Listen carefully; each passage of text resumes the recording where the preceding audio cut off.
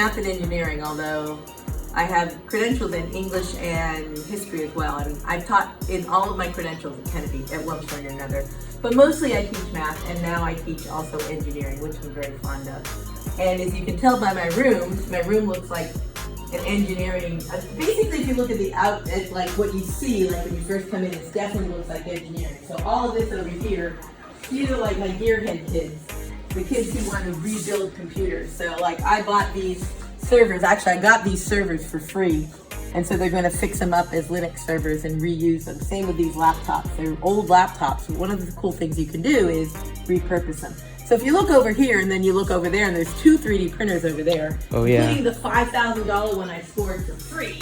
Actually, there's one here too. Let me get this one. This one looks pretty nice. So this is a $5,000 computer that I got for free. A guy gave it to me because he wanted the tax deduction. No excuse for my desk, really. There's just none. I'm just a very disorganized person, and that's all there is to it. The main thing I have is whiteboards everywhere. I always, if I'm teaching, I want to be able to go to a whiteboard and write something down.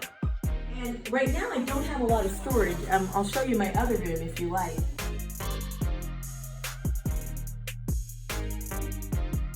But you can come over here and see our room.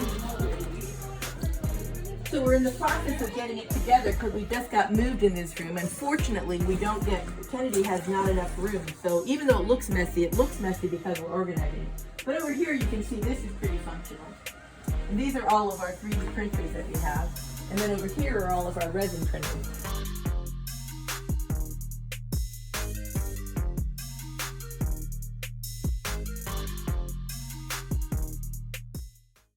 And I will end by telling you one very funny story. See this thing right here, this pen. So I use it a lot, it's my Promethean pen, and I will walk around and forget where I put it. And I always tell the kids who are sitting right here in my front row to keep track of my pen for me, right? Yeah. So anyway, there was one year, this was last year, I kept on looking for my pen. I lost it more than usual. And so there was a kid sitting right here, his name was Marco Alvarez. I'm sure many of you remember him. And I don't understand it. I just had it. And he finally said, "Hey, Miss Kerr, I found it." And I'm like, "Where'd you find it?" Because I was over there. And that happened like 3 or 4 times. And I suddenly realized that Marco was hiding my pen. And the joke of it was, and so what I did was I said, "Marco, could you look for it? You're gonna find it." And I was like looking over here, and I turned around, and that little student had hidden it up on top there.